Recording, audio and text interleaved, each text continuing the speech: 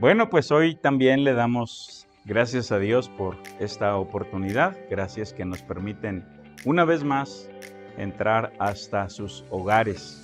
Y hoy tenemos un programa un poquito diferente, bueno, en relación con la enseñanza.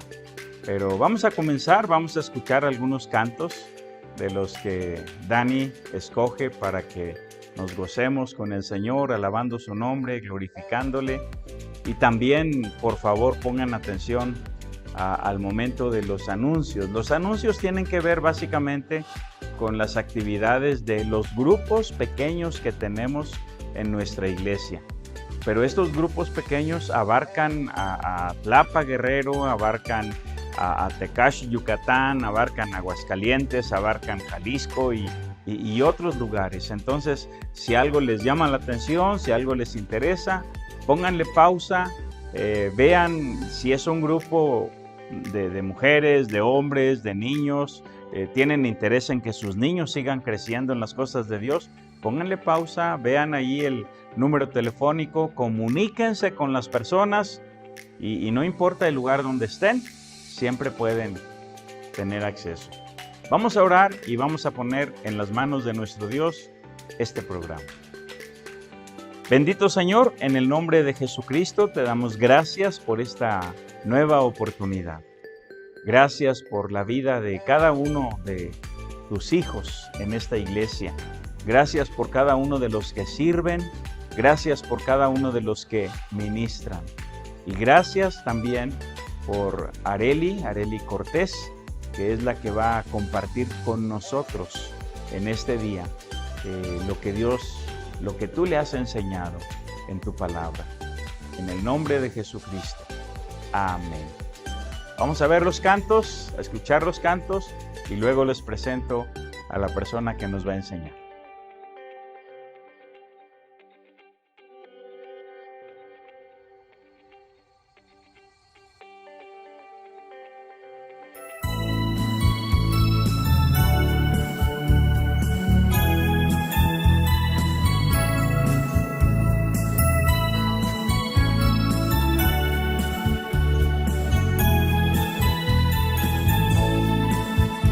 Alabar a Dios toda vez.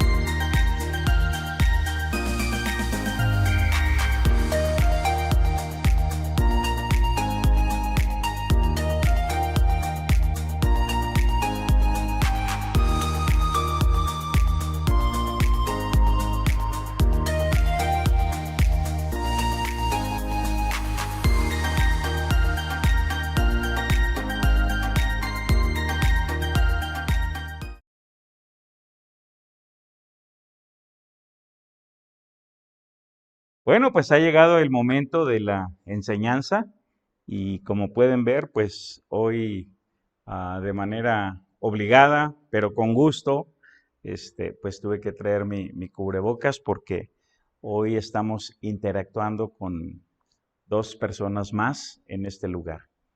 Algunos hermanos, tanto de nuestra iglesia como especialmente de otras iglesias, a las cuales les hemos compartido el ministerio que hacemos, el ministerio de discipulado que tenemos, pues me han hecho comentarios, inquietudes en cuanto al discipulado precisamente, pensando y diciendo, hermano, es que a la gente comenzó bien, pero ya no le gustó, se cansaron, se aburrieron o X. Y entonces una de las cosas que les he mencionado, y aprovecho para hacerlo extensivo aquí para todos, es que el discipulado no son 16 cuadernos. El discipulado no es un programa. El discipulado no es un invento del hombre. La Biblia, específicamente el Nuevo Testamento, no menciona la palabra discipulado. La palabra menciona al discípulo y al maestro. Y por excelencia, pues el Señor Jesucristo. Después del Señor Jesucristo, probablemente Pablo y los otros. Pero menciona maestros y discípulos. Un discípulo es un alumno. Entonces, como maestros de otros, tenemos que buscar de Dios, pedir en oración a nuestro Dios, que nos dé formas creativas para transmitir su palabra, porque el discipulado es eso. No es transmisión de conocimiento, sino transmisión de vida. Esa vida viene directamente de Dios y viene directamente de la palabra de nuestro Dios. Y entonces hoy quiero cederle este lugar a una señorita de nuestra iglesia, y ella terminó su carrera, ahora está para empezar una maestría, y ella ha estado trabajando con un grupo de universitarios que se llama COMPA. Ellos dependen de un equipo mucho más grande que se llama IFES. Y no sé si ella tenga tiempo para explicar un poquito de eso o no, pero lo que nos va a compartir es algo de lo que ellos hacen en la universidad para tener los grupos de estudio bíblico. Si hay gente reticente, gente que se resiste a las cosas de Dios, muchas veces son los universitarios.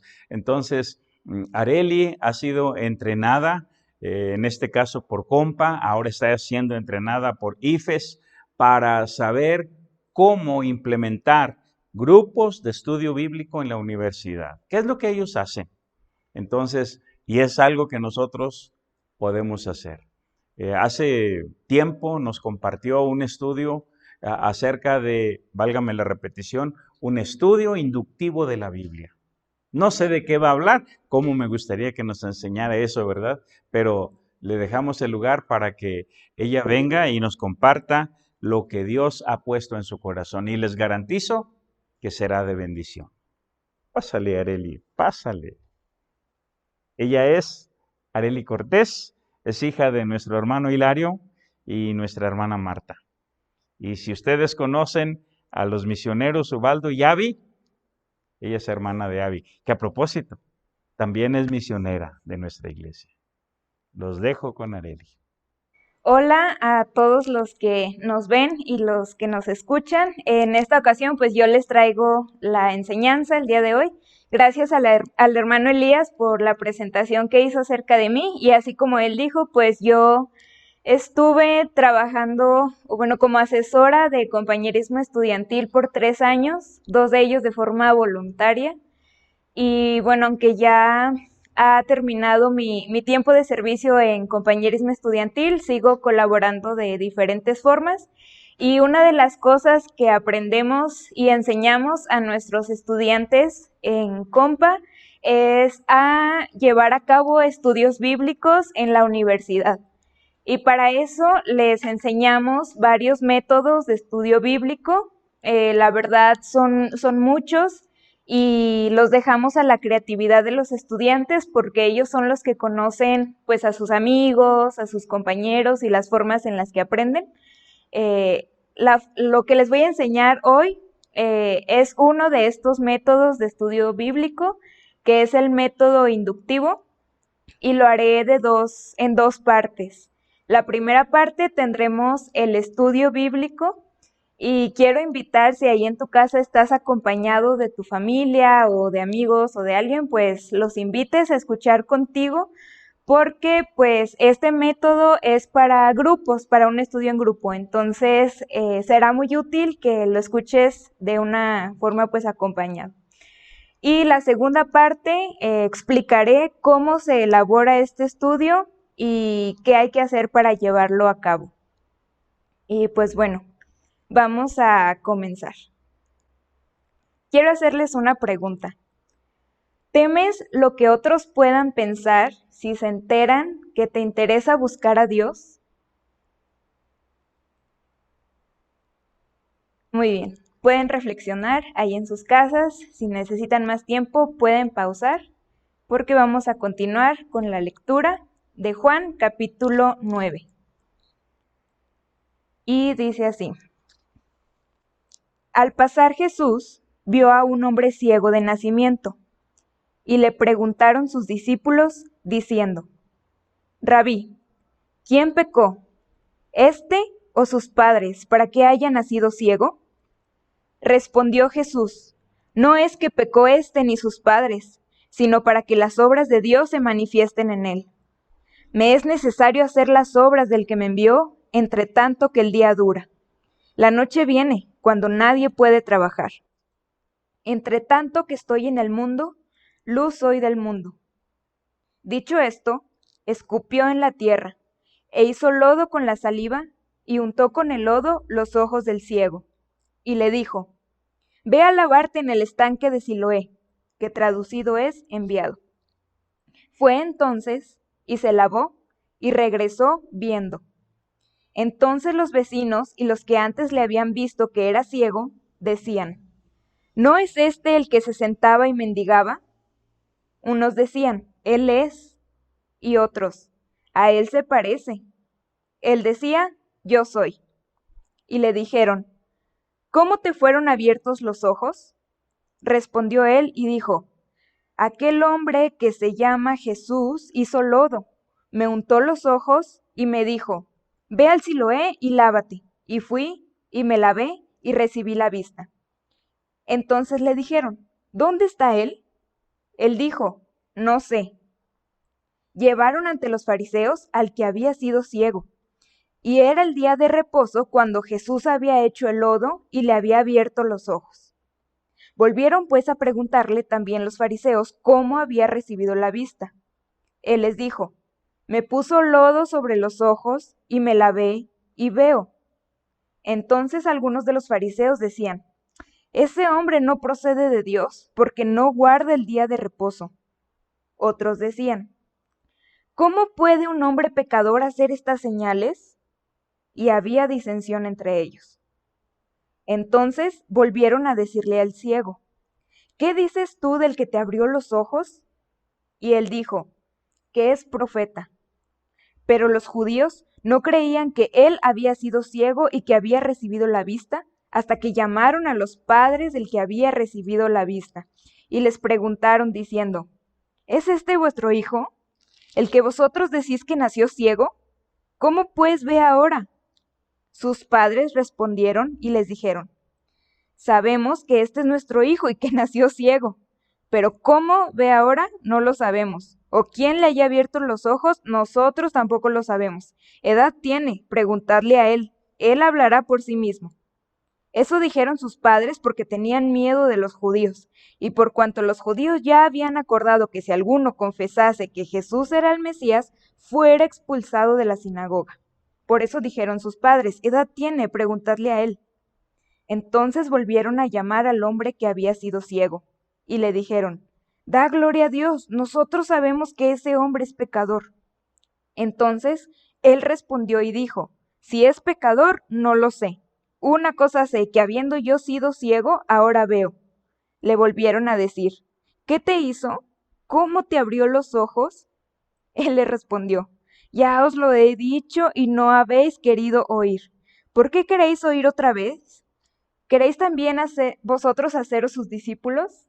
Y le injuriaron y dijeron, tú eres su discípulo, pero nosotros, discípulos de Moisés somos. Nosotros sabemos que Dios ha hablado a Moisés, pero respecto a ese, no sabemos de dónde sea. Respondió el hombre y les dijo, pues esto es lo más maravilloso, que vosotros no sepáis de dónde sea, y a mí me abrió los ojos. Y sabemos que Dios no oye a los pecadores, pero si alguno es temeroso de Dios y hace su voluntad, a ese oye. Desde el principio no se ha oído decir que alguno abriese los ojos a uno que nació ciego. Si éste no viniera de Dios, nada podría hacer. Respondieron y le dijeron, tú naciste del todo en pecado, y nos enseñas a nosotros, y le expulsaron. Oyó Jesús que le habían expulsado, y hallándole, le dijo, ¿crees tú en el Hijo de Dios? Respondió él y dijo, ¿quién es, Señor, para que crea en él? Le dijo Jesús, pues le has visto, y el que habla contigo, él es. Y él dijo, creo, Señor, y le adoró. Dijo Jesús, para juicio he venido yo a este mundo, para que los que no ven, vean, y los que ven, sean cegados. Entonces algunos de los fariseos que estaban con él al oír esto, le dijeron, ¿acaso nosotros somos también ciegos? Jesús les respondió, si fuerais ciegos, no tendríais pecado, mas ahora, porque decís, vemos, vuestro pecado permanece. ¿Qué les pareció esta lectura? Esta historia está muy interesante y ahora les voy a hacer unas preguntas para que observemos el texto y si necesitan hacer pausa para responderlas, háganlo. Y pues entre las personas que están ahí con ustedes escuchando, traten de responderlas. La primera pregunta dice, según la pregunta de los discípulos a Jesús, ¿qué creían que era la causa del sufrimiento del hombre ciego? Y en los versículos 1 y 2 podemos conocer la respuesta. Los discípulos le preguntaban, ¿quién pecó, este o sus padres? Entonces seguramente los discípulos creían que el pecado o el hombre ciego de sus padres era la causa de este sufrimiento. La segunda pregunta es, después del milagro, ¿cómo respondieron las personas que lo conocían? Y de los versículos 8 al 13 tenemos diferentes reacciones de la gente, ¿no?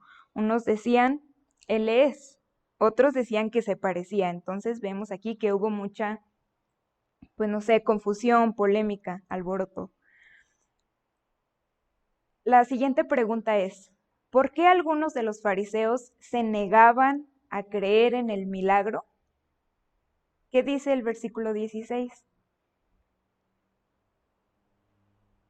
Ese hombre no procede de Dios porque no guarda el día de reposo. Los fariseos estaban más escandalizados porque había ocurrido un milagro en el día de reposo que por el milagro en sí. Entonces, bueno, aquí tenemos que los fariseos no dejaban de pensar en el día de reposo. Eso les impedía creer en el milagro. La siguiente pregunta es, en el segundo interrogatorio de los fariseos, ¿qué argumentos usa el hombre que ha sido sanado para responder a la incredulidad de los fariseos? En los versículos 30 al 33 tenemos la respuesta. Y me gusta mucho lo que dice aquí, pues el hombre que había sido ciego. Que bueno, si este no viniera de Dios, nada podría hacer. La siguiente pregunta es, ¿por qué Jesús va a buscar al hombre? ¿Qué dice el versículo 35? Oyó Jesús que le habían expulsado, y hallándole, le dijo, ¿crees tú en el Hijo de Dios? Ahora vamos a pensar un poco más. Estas preguntas ya son de otro nivel. La respuesta de Jesús en el versículo 3, ¿qué esperanza ofrece a los que sufren? Les recuerdo que dijo Jesús. No es que pecó este ni sus padres, sino para que las obras de Dios se manifiesten en él. ¿Cómo estas palabras de Jesús le pueden dar esperanza a los que sufren? Contesten en su casa. Siguiente pregunta. En el versículo 5, Jesús afirmó ser la luz del mundo antes de hacer el milagro. ¿De qué forma se confirma esta afirmación espiritual en la historia que tenemos aquí? Pueden volver a leer el versículo 5 y también les recomiendo que lean el 39, les puede ayudar. La siguiente pregunta. ¿Qué impidió que los líderes religiosos vieran la verdad? ¿Recuerdan lo que observábamos acerca de los fariseos? Muy bien, vamos a pasar a las siguientes preguntas. Y ahora, para reflexionar un poco, quizá estas preguntas no tengan que compartirlas con alguien, sino reflexionarlas en su mente, en su corazón, llevarlas con ustedes.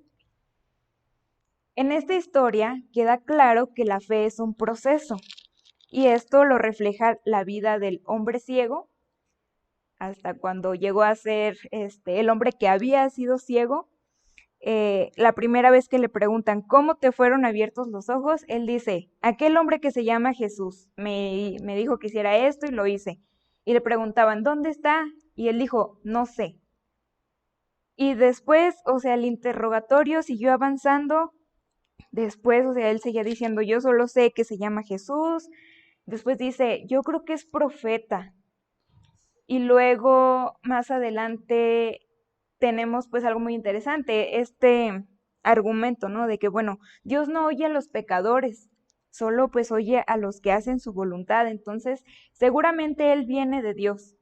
Hasta que este hombre que había sido ciego tiene su encuentro personal con Jesús y ahora sí lo confiesa como hijo de Dios, cree en Él y lo adora. Entonces, la fe es un proceso. Y ahora viene la pregunta.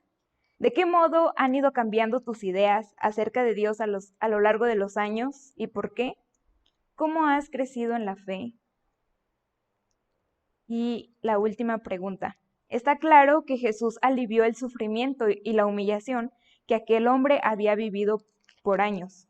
Sin embargo, creer en Jesús también tuvo otro tipo de repercusiones. ¿Qué tensiones pueden surgir hoy cuando alguien decide creer en Cristo y seguirle? Pueden pausar y comentar para responder estas preguntas. O si quieren volver a escuchar y leer el pasaje, también pueden regresar. Porque aquí termina el estudio bíblico. Entonces, ahora voy a explicarles qué pasó, cómo hicimos esto o por qué. Y bueno, ¿cómo se prepara este estudio bíblico? Son 5 pasos muy sencillos. Primero, orar, que Dios pues prepare tu corazón para recibir la palabra, que Él te hable. Número 2, escoger el pasaje a estudiar. Puede que ya tengas un libro determinado para estudiar con tu grupo pequeño o con tus discípulos, o quieras empezar por uno nuevo. Hay que escoger y ya oramos para eso, ¿no? Número 3, hay que leer varias, yo diría muchas veces el pasaje. Número 4, elabora las preguntas acerca del pasaje utilizando el acróstico OIRA. Y número 5, plantea una pregunta de introducción. La pregunta de introducción siempre queda como que olvidada, pero es muy importante. ¿Recuerdan la pregunta que hice al inicio? Pueden relacionarla con la conclusión o con el tema del pasaje. Para eso es la pregunta de introducción. Y bueno, ¿qué es el acróstico OIRA? Es observación, interpretación, reflexión y aplicación. Si quieren identificar cuáles fueron las preguntas de observación en el estudio que tuvimos, o las de interpretación, o las de reflexión y aplicación, les dejé un dibujito al final, mero abajo de la diapositiva, para que ustedes las identifiquen. Nosotros con los estudiantes solemos ponerles el título. Estas son de observación, ahora son las de interpretación, ahora son las de aplicación, porque están acostumbrados a estudiar así en la universidad. Hay muchos métodos de estudio, método científico, método inductivo, deductivo, entonces están muy familiarizados con esto. Pero no es necesario poner observación, interpretación, con que uno, el que está dando el estudio, lo sepa. En la siguiente imagen les dejé una tablita que les puede ayudar para preparar su propio estudio bíblico con método inductivo. En el lado azul oscuro les dejé la definición o el significado de cada de cada cosa, observación, qué es la observación, qué es la interpretación, reflexión y aplicación. Y del lado azul claro les dejé algunas preguntas con las que pueden iniciar estas preguntas o las pueden utilizar como ejemplos o si no saben cómo redactarlas, ahí pausen, tomen nota, cópienlas, tomen captura como les sea necesario también. Ahora en la siguiente les voy a explicar cómo llevar a cabo. O sea, ya preparé mis preguntitas, ya lo tengo listo, ahora ¿qué sigue? Bueno, ahora sigue tener tu grupo de estudio bíblico o tu discipulado o lo que hayas preparado. Pues número 1, haz la pregunta de introducción y escucha algunas respuestas. Ahí es para comentar libremente, no hay respuesta correcta o incorrecta. Número 2, lee el pasaje en voz alta las veces que sean necesarias y usa la estrategia que quieras. Puede leer uno solo, pueden leer todos los que están presentes, o yo utilicé varios colores en la lectura para distinguir las voces de los personajes. A veces, cuando estamos así en grupo, le digo, bueno, tú vas a leer lo rojo, que es lo de Jesús, tú vas a leer lo verde, que es lo del hombre ciego, y a veces eso hace una dinámica pues muy interesante de lectura. Número 3, invita al grupo a responder las preguntas que preparaste. Ahora sí, después de haber leído el pasaje, comienza a hacer las preguntas y te van a responder porque les vas a decir en qué versículo encontrarlas. Y número 4, termina con una oración relacionada a lo aprendido. Con lo que se cierra este tipo de estudios bíblicos es con una reflexión y una aplicación personal. Entonces, la oración viene como que cerrando este ciclo de aprendizaje. En la siguiente, les dejé igual una tabla en la que se pueden ayudar para saber qué hacer a la hora de llevar a cabo el estudio bíblico, ahora sí, delante del grupo.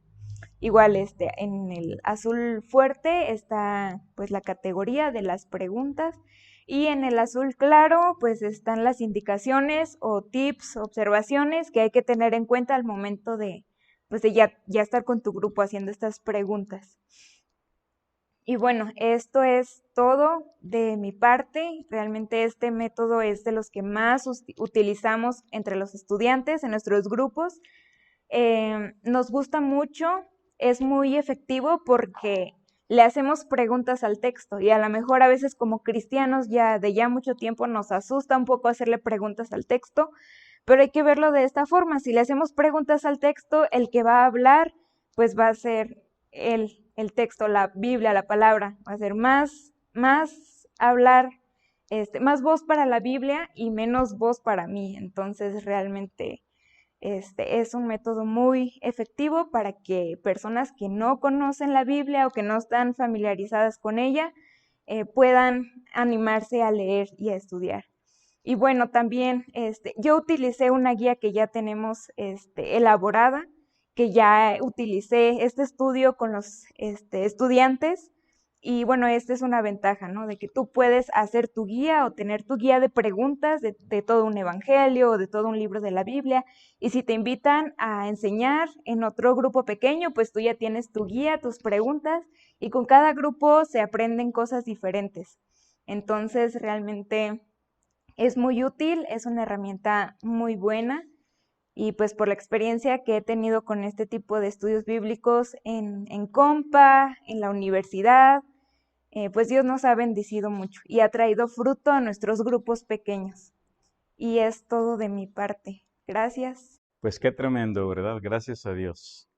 Como dice el fragmento ahí de la poesía, Areli, has hablado breve, bueno y sustancioso. Pues estamos celebrando en este día nuestro aniversario número 76.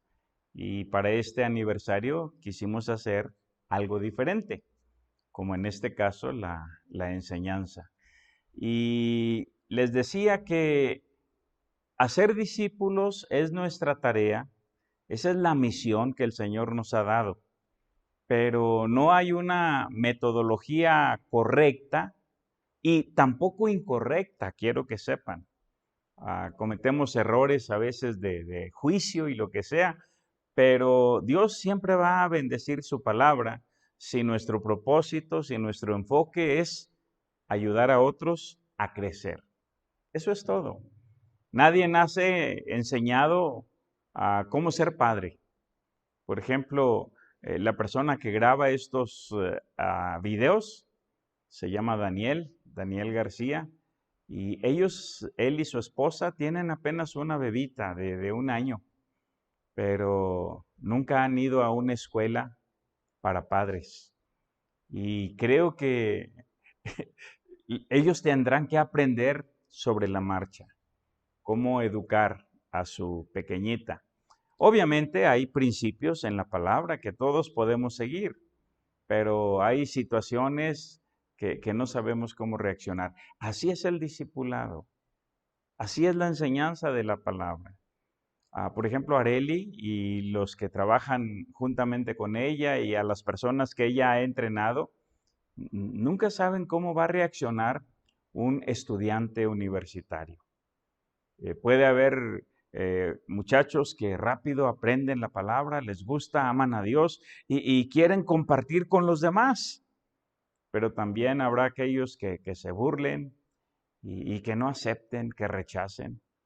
Bueno, todos estamos, si estamos en el camino de Dios, siempre estamos expuestos a eso. Los que quieren vivir piadosamente en Cristo Jesús padecerán persecución. Quiero terminar nada más recordándoles que estamos celebrando nuestro aniversario número 76, que Areli es miembro de nuestra iglesia, es una de nuestras misioneras, y si alguien tiene interés en saber más en cuanto a otros métodos, ella dijo, esta es nada más una de las formas. Obviamente tienen muchas maneras de hablar con universitarios. Y claro, siempre dentro del límite de su tiempo, porque les mencioné al principio que está a punto de comenzar una maestría. Entonces, cuando ella tenga tiempo, ¿verdad? Pero si ustedes escriben, incluso allí en el video que nos pone Daniel de los anuncios, ahí está el nombre de Areli Cortés, con algunos de los grupos que en ese momento ella tenía, porque ahorita ella tiene otras responsabilidades, ha entrenado a otros muchachos universitarios y muchachas, y siempre está en contacto con ellos para asesorarles y darles más edificación y todo eso, pero si alguien tiene interés, llámenos o llámenle a ella directamente a su WhatsApp. Amigos, hermanos, que Dios bendiga sus vidas en esta semana. Hasta la próxima.